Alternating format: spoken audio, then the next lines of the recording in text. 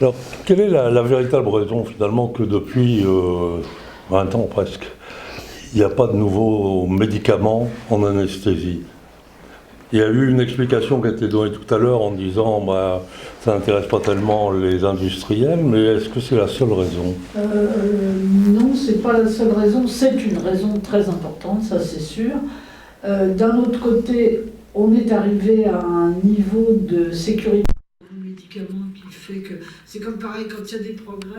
Au début, ça progresse beaucoup et puis après, c'est asymptotique. Donc c'est vrai que les efforts pour réussir à faire admettre à la communauté, en dehors des recherches même, des nouveaux médicaments avec un vrai bénéfice, c'est difficile à trouver. Et puis il y a un certain nombre de catégories de médicaments pour lesquels on est arrivé au bout du bout. Par exemple, les halogénés, on ne peut pas en créer d'autres. C'est pas possible, on est arrivé au bout. Il faudrait en avoir un qui soit encore plus rapide que le desflurane, mais il serait très peu puissant, donc il faudra en mettre des tombereaux. Voilà. Donc je crois qu'il y a tout un tas de... Mais il y a quand même au moins 2 médicaments qui vont arriver, à mon avis, rapidement. Il y a cette histoire de rémimazolam, qui, à mon avis, si c'est une benzodiazépine avec les niveaux de sécurité des benzodiazépines et la cinétique du rémifentanil, elle peut trouver des indications. Surtout si, avec ces histoires de gaz à effet de serre, on se rapproche d'administration intraveineuse des médicaments pour limiter la... Bon. Ceci dit, sur les gaz à effet de serre, moi j'ai une petite...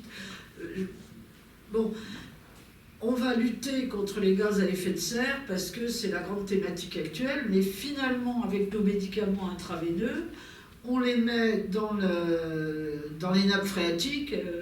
Est-ce que c'est tellement mieux? Moi, j'en sais rien. Je veux dire, le problème de la pollution terrestre par les médicaments qu'on met dans les égouts, c'est un vrai problème aussi. Hein. Bon, enfin, donc, voilà, il y a donc ce rémimazolam. Et on a vu l'arrivée du Sugamadex après finalement 80 ans de domination de la prostigmine. Et le calabadion, finalement, c'est un Sugamadex qui pourrait marcher aussi sur l'atracurium et le cisatracurium. Donc celui-là, je pense que s'il arrive et qu'il ait un tarif qui est correct, il aura sa place aussi. Parce qu'on voit quand même dans les blocs opératoires le Sugamadex, dans des populations spécifiques, c'est quand même un vrai progrès, quoi. Merci. Oui, s'il vous plaît. Alors. Oui, j'avais 2 questions. J'ai vu là, la maison de l'anesthésie en Australie, là, oui. Un truc superbe. Comment on pourrait faire pour arriver à ce genre de choses en France, ici à Paris, avec une maison d'anesthésie? Est-ce que c'est du domaine de l'envisageable? C'était ma première question. Je pense. Alors, premièrement, la cotisation est beaucoup plus chère là-bas. Oui, hein, puisque les anesthésistes néo-zélandais et d'Australie, à l'époque où on avait le congrès, c'était à peu près 800 € par an. Hein. Oui, ben, c'est pas la cotisation de la sphère. Enfin, moi, je suis membre d'honneur, alors je paye pas. Ça, c'est autre chose. Il y a l'impératif d'appartenir à un collège. Hein. Quand on est en Australie ou en Angleterre, on doit être dans le collège pour être protégé d'éventuelles attaques et pour qu'il y ait un effet de corps. Donc, tous les anesthésistes australiens sont à fond de ça, quoi. Il y a un effet de corps plus important. Ah oui, c'est obligatoire. Je veux dire, quand vous allez à l'Abbey, c'est-à-dire à Londres, vous avez aussi un immeuble qui est énorme, avec tous les syndicats qui sont aux différents énerves, et surtout un musée extraordinaire en dessous. Si vous allez à Londres, allez voir le musée. Il est ouvert aux heures où vous le trouvez sur le web. Vous verrez des appareils assez extraordinaires. Vous allez au musée des sciences à Londres, vous avez un musée au dernier étage de médecine, avec tous les appareils d'anesthésie de l'origine, qui est assez qui est étonnant. Mais il y a d'autres endroits. Le musée d'Orstoquel de Bonn, il est exceptionnel. Exceptionnel. Le problème, c'est que c'est Orstoquel. Qu'est-ce que ça va devenir après? C'est toujours pareil. Moi, je prône, quand on veut quelque chose, c'est soit une association professionnelle qui le prend en charge, comme à Sydney, à Melbourne, c'est l'association des anesthésistes, ils ont un musée exceptionnel. Et ils ne le mettent pas sur le web, parce qu'ils veulent protéger. Ils ont une personne payée à temps complet pour assurer la subsistance de tous ces matériels. On n'a pas ça. Bon, est-ce qu'on pourrait le faire ici? Le problème, c'est qu'il faut changer d'endroit, la SFAR. Hein, il faut vendre les appartements du 16e, faire un immeuble et puis avoir de quoi. Parce que le musée de la Pitié-Salpêtrière, moi je dépends du chef de service. Avant c'était Pierre Coria, donc j'avais aucun souci. Maintenant c'est Louis Pubassé, il me connaît bien, mais il n'a pas tout à fait les mêmes optiques. Est-ce qu'il va falloir, est-ce que tout va disparaître? J'ai plus de 2000 objets là-haut, dans la réserve. Hein, qui sont gardés, et je demande à chaque fois de m'envoyer les objets. Donc, mais dans tous les musées, on les ferme, même le musée d'histoire de la médecine de Paris, on parle de le fermer bientôt. La médecine, parce que c'est l'université qui paye, alors ça devrait être, il devrait y avoir un musée national de médecine. Bon, et après, on fait passer les expositions au fur et à mesure. Et justement, c'était ma question. Je voulais savoir comment on peut anticiper l'importance de l'intelligence artificielle avec l'anesthésie du futur. Qu'est-ce qu'on peut envisager que ça va changer?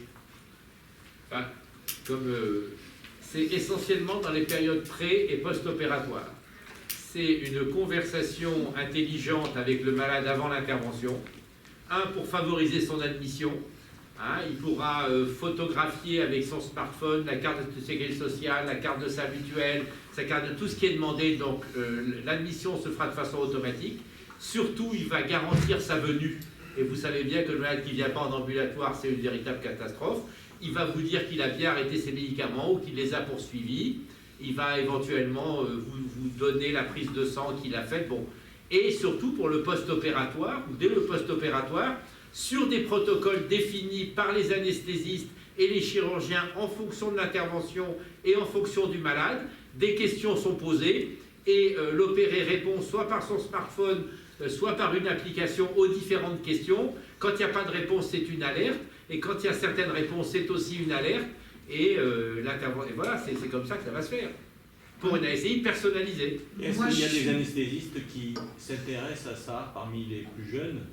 Il y a de nombreuses startups, en tout cas, qui s'intéressent à ça. Aujourd'hui, au niveau de la PHP, l'intelligence artificielle via le SMS pour garantir qu'on vient et garantir qu'on est suivi, ça a été pris par la PHP. Et je vous assure qu'un hôpital qui peut diminuer le nombre de personnes qui fait les admissions parce que l'admission est faite en ligne avec des photocopies ou des photos des différents documents, ça lui fait économiser du personnel administratif qui peut mettre en personnel soignant. Et le fait qu'une infirmière n'ait pas à rappeler tous les malades de la journée après l'ambulatoire pour être sûr qu'ils sont suivis et qu'on a la preuve par la réponse du SMS qu'on n'en a appelé que 2, soit qui n'avaient pas répondu, soit qui avaient dit que ça n'allait pas, voilà, c'est un plus. Et ça permet de focaliser sur le soin du personnel. Alors, il n'y a pas tout à fait que ça comme application de l'intelligence artificielle. Hier, à la SFIMAR, il y avait un jeune qui a justement présenté un logiciel qui correspondait à ce que Pierre vient de dire. Et en opératoire, on peut, tout ce qui est les systèmes de boucles fermées, c'est de l'intelligence artificielle et ça peut s'associer à de l'aide à la prescription avec des recherches, des simulations de médicaments et des aides à la prescription. Ça y est, oui, bien sûr. Et est-ce que des startups s'intéressent au big data des grosses unités hospitalières? Ouais. L'assistance publique est une grosse start-up est en train de faire du data mining. Hein, Pierre, d'accord, voilà, mais bon.